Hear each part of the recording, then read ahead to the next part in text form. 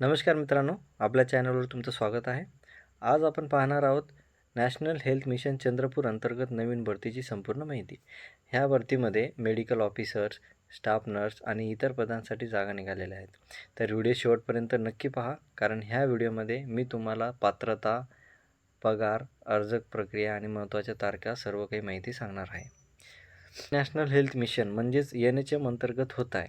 ही जी भरती असणार आहे ती कॉन्ट्रॅक्ट बेसवर असणार आहे. आरोग्य विभागामध्ये काम करण्याची एक चांगली संधी आहे. हे बघा इथं दिलेलं आहे त्यांनी, राष्ट्रीय आरोग्य विभाग 15व्या वित्त आयोगाअंतर्गत मनपा एकात्मिक आरोग्य व कुटुंब कल्याण सोसायटी महानगरपालिका चंद्रपूर मार्फत कंत्राटी तत्वावर विविध पदे भरण्याबाबतची जाहिरात. ठीक आहे.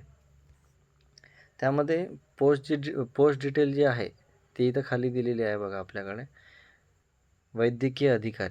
वैद्यकीय अधिकारीमध्ये बघा एक पोस्ट आहे. त्याच्यामध्ये जी शैक्षणिक पात्रता असणार आहे ती कमीत कमी MBBS कंप्लीट झालेलं पाहिजे आणि महाराष्ट्र मेडिकल काउन्सिल नोंदणी आवश्यक आहे आणि अनुभव ज्यांना असेल त्यांना प्राधान्य दिले जाणार आहे. ठीक आहे. त्यानंतर जे वय आहे ते वय 38 वर्षापेक्षा जास्त नसावे आणि प्रवर्गानुसार आरक्षण पण तिथे दिलेलं आहे. आणि एकत्रित जे मानधन भेटणार आहे म्हणजे पे स्केल जे असणार आहे ती पे स्केल असणार आहे 16,000 म्हणजे 60,000 प्रति महिना. ठीक आहे. त्यामध्ये जे अर्ज सादर करायचा आहे म्हणजे अर्जासोबत जे काही डॉक्युमेंट लागणार आहे त्याच्यामध्ये MBBS पदवी असणार आहे, त्याचं प्रमाणपत्र किंवा गुणपत्रिका. त्यानंतर जर PG झालं असेल तर पदविका प्रमाणपत्र व गुणपत्रिका, महाराष्ट्र मेडिकल काउन्सिल रजिस्ट्रेशनचे प्रमाणपत्र आणि एक्सपिरियन्स सर्टिफिकेट. जर अनुभव असेल तर त्याचं सर्टिफिकेट तो सुद्धा मॅन्डेटरी असणार आहे. ठीक आहे. त्यानंतरची जी सेकंड आहे ती आहे स्टाफ नर्ससाठी.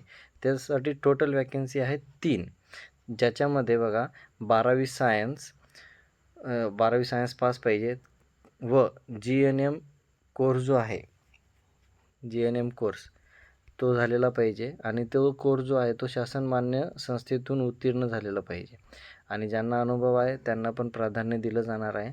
त्याच्यामध्ये पण दिलेलं आहे बघा 38 वर्षापेक्षा जास्त नसावे. एज लिमिट जी आहे एज लिमिट ही 38 वर्षापेक्षा जास्त नसली पाहिजे.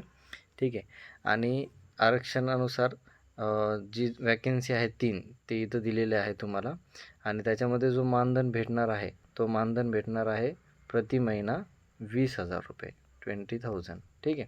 आणि त्यासाठी जे कागदपत्रे लागणार आहेत ते बघा 12वी उत्तीर्ण प्रमाणपत्र व गुणपत्रिका, GNM प्रमाणपत्र व गुणपत्रिका, महाराष्ट्र स्टेट नर्सिंग काउन्सिलिंग रजिस्ट्रेशनचे प्रमाणपत्र आणि अनुभव प्रमाणपत्र लागणार आहे. ठीक आहे. त्यानंतर जी नेक्स्ट पोस्ट असणार आहे ती बहुउद्देशीय आरोग्य कर्मचारी. बहुउद्देशीय आरोग्य कर्मचारी म्हणजे MPW, मल्टीपर्पज वर्कर. ठीक आहे.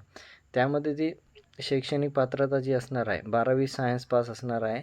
त्यानंतर पॅरामेडिकल कोर्स जो आहे तो झालेला पाहिजे, जे की सॅनिटरी इन्स्पेक्टर त्याला म्हणतो आपण, स्वच्छता निरीक्षक कोर्स. आणि ते जे काही शासनमान्य संस्था आहे त्यामधून तुम्ही उत्तीर्ण झालेले पाहिजे आणि अनुभव असल्यास सेम तसंच प्राधान्य तुम्हाला दिलं जाणार आहे. त्याच्यामध्ये जी टोटल वॅकन्सी असणार आहे ती टोटल वॅकन्सी आहे 8 आणि त्याच्यामध्ये पण एज लिमिट दिलेली आहे 38 वर्षापेक्षा जास्त नसावे आणि हे इथं कॅटेगरीनुसार पोस्ट दिलेले आहे. भटक्या जमाती क मध्ये 1, भटक्या जमाती ड मध्ये 1, इतर मागासवर्गीय 2, EWS 1, खुला वर्ग 3 आणि त्याच्यामध्ये जे तुम्हाला पे स्केल असणार आहे ती असणार आहे 18,000, 18,000 रुपये प्रति महिना असणार आहे. आणि त्यासाठी जे डॉक्युमेंट असणार आहे ते 12वी उत्तीर्ण प्रमाणपत्र, त्यानंतर पॅरामेडिकल म्हणजे सॅनिटरी इन्स्पेक्टरचा जो 1 वर्षाचा कोर्स आहे तो पण शासन मान्यता संस्थेतून उत्तीर्ण झाल्याचे त्याचं प्रमाणपत्र लागणार आहे आणि अनुभव जर असेल तर अनुभवाचा 1 वर्षाचं ते एक्सपिरियन्स सर्टिफिकेट लागणार आहे. त्याच्यामध्ये जी